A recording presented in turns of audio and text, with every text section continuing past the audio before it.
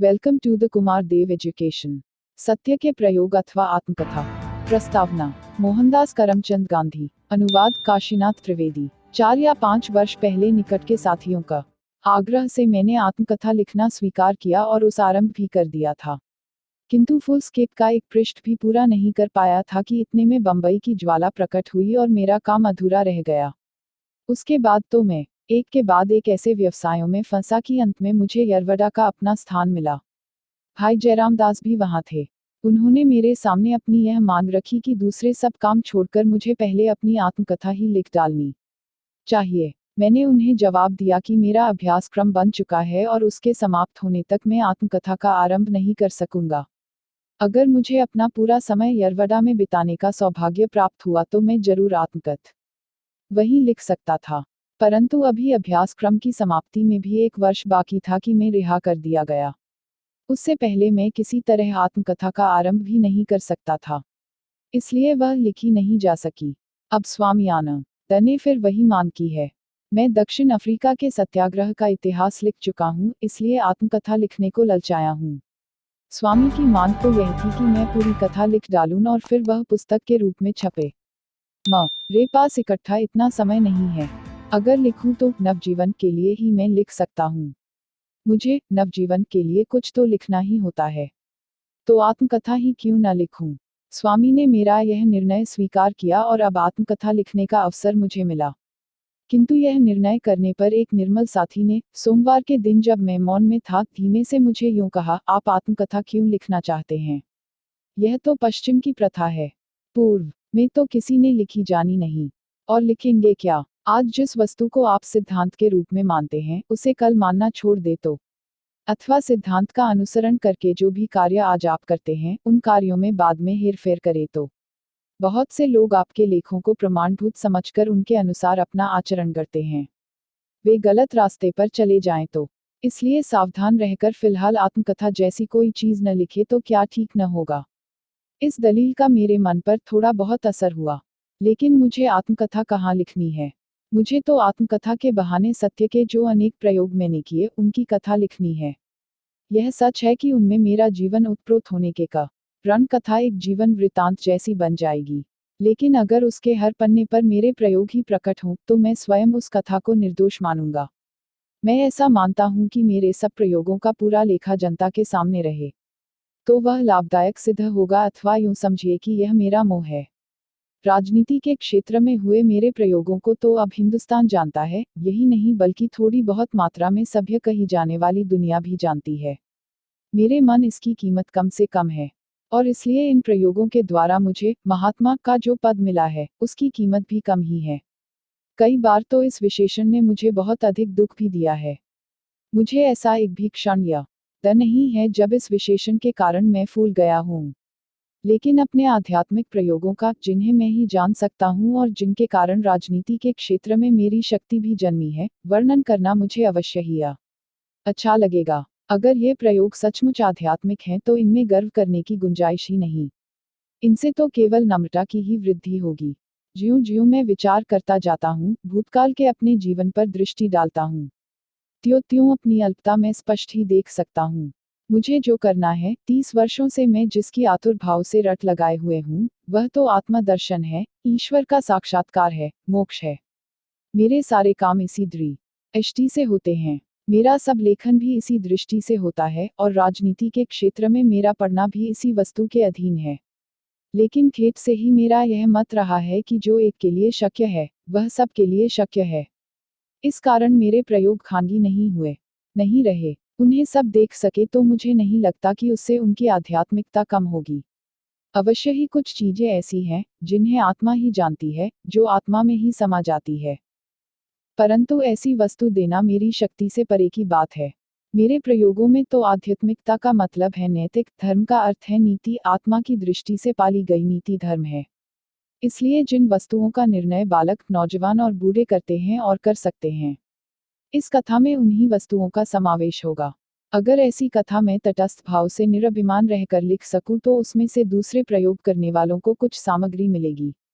इन प्रयोगों के बारे में मैं किसी भी प्रकार की संपूर्णता का दावा नहीं करता। जिस तरह वैज्ञानिक अपने प्रयोग अतिशय नियम पूर्वक, विचार पूर्वक और बारीकी से करता है, फिर भी उनसे उत्पन्न परिणामों को अंतिम नहीं कहता, अथवा वे परिणाम सच्चे ही हैं, इस बारे में भी वह सशंक नहीं तो तटस्थ अवश्य रहता है। अपने प्रयोगों के विषय में मेरा भी वैसा ही दावा है। मैंने खूब आत्मनिरीक्षण किया है, एक एक भाव की जांच की है, उसका पृथक्करण किया है, किंतु उसमें से निकले हुए परिणाम सबके लिए अंतिम ही हैं, वे सच है अथवा वे ही सच हैं, ऐसा दावा मैं कभी करना नहीं चाहता। हाँ, यह दावा मैं अवश्य करता हूँ कि मेरी दृष्टि से ये सच है और इस समय तो अंतिम जैसे ही मालूम पड़ते हैं। अगर न मालूम हो तो मुझे उनके सहारे कोई भी कार्य खड़ा नहीं करना चाहिए। लेकिन मैं तो पग पग पर जिन जिन वस्तुओं को देखता हूँ, उनके त्याज्य और ग्राह्य ऐसे दो भाग कर लेता हूँ, और जिन्हें ग्राह्य समझता हूँ उनके अनुसार अपना आचरण बना लेता हूँ। और जब तक इस तरह बना हुआ आचरण मुझे अर्थात मेरी बुद्धि को और आत्मा को संतोष देता है, तब तक मुझे उसके शुभ परिणामों के बारे में अविचलित विश्वास रखना ही चाहिए। यदि मुझे केवल सिद्धांतों का अर्थात तत्वों का ही वर्णन करना हो तो यह आत्मकथा मुझे लिखनी ही नहीं चाहिए। लेकिन मुझे तो उन पर रचे गए कार्यों का इतिहास देना है, और इसीलिए मैंने इन प्रयत्नों को सत्य के प्रयोग जैसा पहला नाम दिया है। इसमें सत्य से भिन्न माने जाने वाले अहिंसा, ब्रह्मचर्य इत्यादि नियमों के प्रयोग भी आ जाएंगे। लेकिन मेरे मन सत्य ही सर्वोपरि है और उसमें अगणित वस्तुओं का समावेश हो जाता है। यह सत्य स्थूल, वाचिक सत्य नहीं है। यह तो वाणी की तरह विचार का भी है। यह सत्य केवल हमारा कल्पित सत्य ही नहीं है, बल्कि स्वतंत्र चिरस्थायी सत्य है, अर्थात परमेश्वर है। परमेश्वर की व्याख्याएं अनगिनत हैं, क्योंकि उसकी विभूतियां भी अनगिनत हैं। ये विभूतियां मुझे आश्चर्यचकित करती हैं। क्षण भर के लिए ये मुझे मुग्ध भी करती हैं। किंतु मैं पुजारी तो सत्य रूपी परमेश्वर का ही हूँ। वह एक ही सत्य है और दूसरा सब मिथ्या है। यह सत्य मुझे मिला नहीं है, लेकिन मैं इसका शोधक हूँ।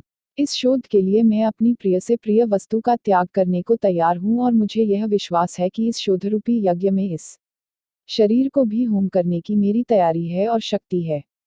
लेकिन जब तक मैं इस सत्य का साक्षात्कार न कर लूं, तब तक मेरी अंतरात्मा जिसे सत्य समझती है, उस काल्पनिक सत्य को आधार मानकर अपना दीपस्तंभ, उसके सहारे अपना जीवन व्यतीत करता हूँ। यद्यपि यह मार्ग तलवार की धार पर चलने जैसा है, तो भी मुझे यह सरल से सरल लगा है। इस मार्ग पर चलते हुए अपनी भयंकर भूलें भी मुझे नगण्य सी लगी हैं, क्योंकि वैसी भूलें करने पर भी मैं बच गया हूँ और अपनी समझ के अनुसार आगे बढ़ा हूँ। दूर दूर से विशुद्ध सत्य की, ईश्वर की झांकी भी मैं कर रहा हूँ। मेरा यह विश्वास दिन प्रतिदिन बढ़ता जाता है कि एक सत्य ही है, उसके अलावा दूसरा कुछ भी सच जगत में नहीं है। यह विश्वास किस प्रकार बढ़ता गया है, इसे मेरा जगत अर्थात नवजीवन इत्यादि के पाठक जानकर मेरे प्रयोगों के साझेदार बनना चाहे और उस सत्य की झांकी भी मेरे साथ करना चाहे तो भले करे। साथ ही मैं यह भी अधिकाधिक मानने लगा हूँ कि जितना कुछ मेरे लिए संभव है, उतना एक बालक के लिए भी संभव है, और इसके लिए मेरे पास सबल कारण हैं। सत्य की शोध के साधन जितने कठिन हैं उतने ही सरल हैं।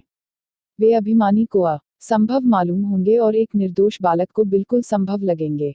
सत्य के शोधक को रजकन से भी नीचे रहना पड़ता है। सारा संसार रजकनों को कुचलता है, पर सत्य का पुजारी तो जब तक इतना अल्प नहीं बनता कि रजकन भी उसे कुचल सके, तब तक उसके लिए स्वतंत्र सत्य की झांकी भी दुर्लभ है। यह चीज वशिष्ठ विश्वामित्र के आख्यान में स्वतंत्र रीति से बताई गई है। ईसाई धर्म और इस्लाम भी इसी वस्तु को सिद्ध करते हैं। मैं जो प्रकरण लिखने वाला हूँ, उनमें यदि पाठकों को अभिमान भास हो तो उन्हें अवश्य ही समझ लेना चाहिए कि मेरी शोध में खामी है और मेरी झांकियां मृगजल के समान हैं। मेरे समान अनेकों का क्षय चाहे हो, पर सत्य की जय हो। अल्पात्मा को मापने के लिए हम सत्य का गज कभी छोटा न करें। मैं चाहता हूं कि मेरे लेखों को कोई प्रमाणभूत न समझे। यही मेरी विनती है। मैं तो सिर्फ यह चाहता हूं कि उसमें बताए गए प्रयोगों को दृष्टांतरूप मानकर सब अपने अपने प्रयोग यथाशक्ति और यथामति करें। मुझे विश्वास है कि इस संकुचित क्षेत्र में आत्मकथा के मेरे लेखों से बहुत कुछ मिल सकेगा, क्योंकि कहने योग्य एक भी बात मैं छिपाऊंगा नहीं। मुझे आशा है कि मैं अपने दोष का ख्याल पाठकों को पूरी तरह दे सकूंगा। मुझे सत्य को शास्त्रीय प्रयोगों का वर्णन करना है, मैं कितना भला हूँ इसका वर्णन करने की मेरी तनिक भी इच्छा नहीं है।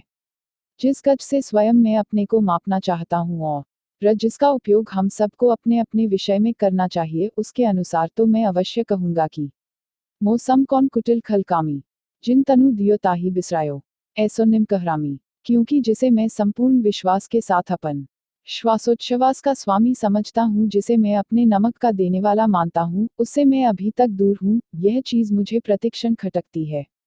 इसके कारण रूप अपने विकारों को मैं देख सकता हूँ, पर उन्हें अभी तक निकाल नहीं पा रहा हूँ। परंतु इसे यहीं समाप्त करता हूँ।